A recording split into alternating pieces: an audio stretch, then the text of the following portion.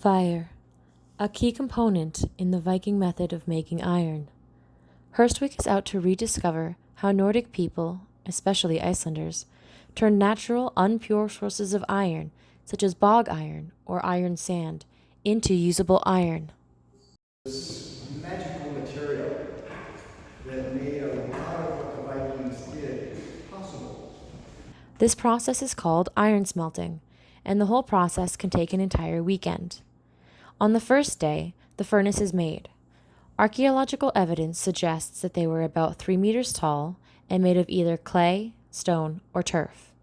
You can see that for this smelt, a clay furnace has been made and is decorated with scenes from Viking lore. A furnace could only be used a handful of times before it was rendered inoperable. So for Hurstwic, they pretty much make a brand new furnace for every smelt, which usually takes an entire Saturday. Once the furnace is started, it needs to be constantly fed. To do this, we have one person with iron ore and one with charcoal positioned to work in sync. The ratio of ore to charcoal and the rate and temp of the burn are crucial to yield a high iron content. At the beginning, the ratio is 1:1.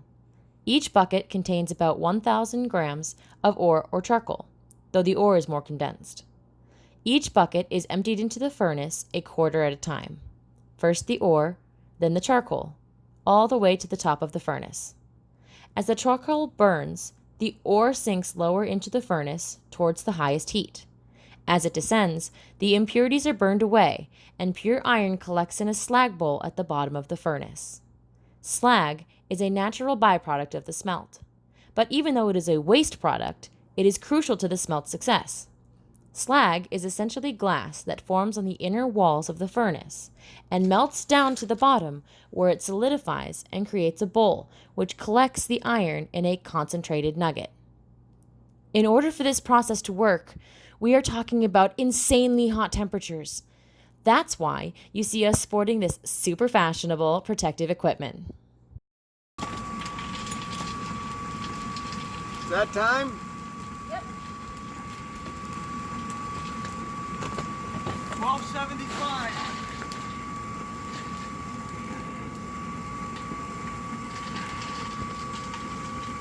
795.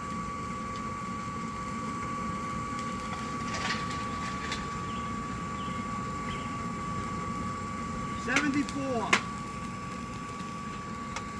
That's 1275 degrees Celsius, folks. True to the Hurstwic style, this is all an experiment. To monitor the furnace, thermometers were placed into the furnace walls during its creation. One all the way in on the inner wall, one midway through, one on the outer wall, and one on the fan pipe. And compacted. Yep. And you've got your hammers. Yes. Okay. Well, so we have enough hammers for 4. Good. So me and him will head the extraction. We'll have everyone else.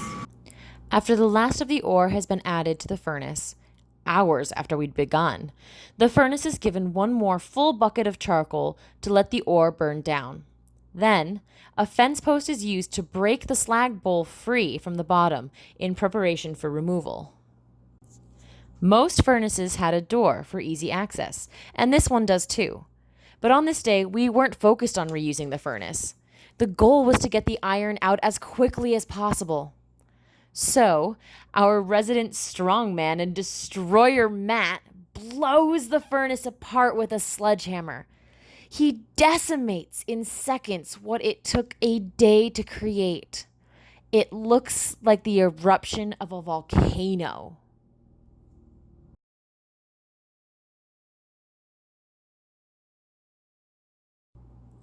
The iron bloom is removed with tongs because, remember, 1275 degrees Celsius, and placed on a wooden stump where the rest of us are waiting. We hit the bloom one person after the other to separate any slag and condense the giant bloom.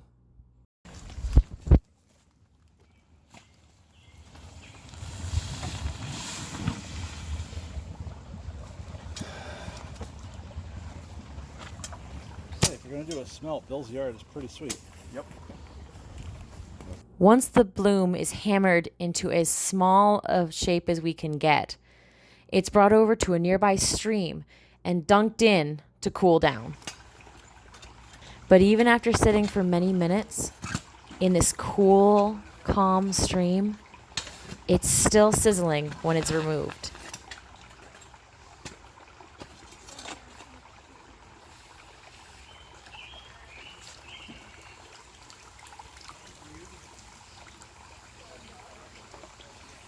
That is so cool.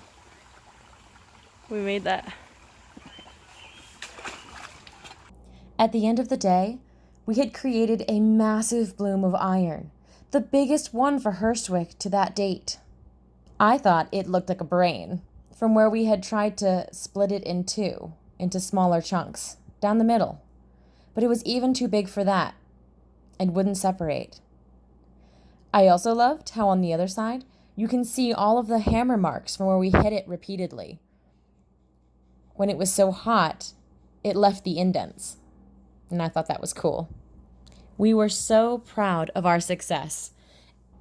And it was a great accomplishment for Hurstwic Smelting.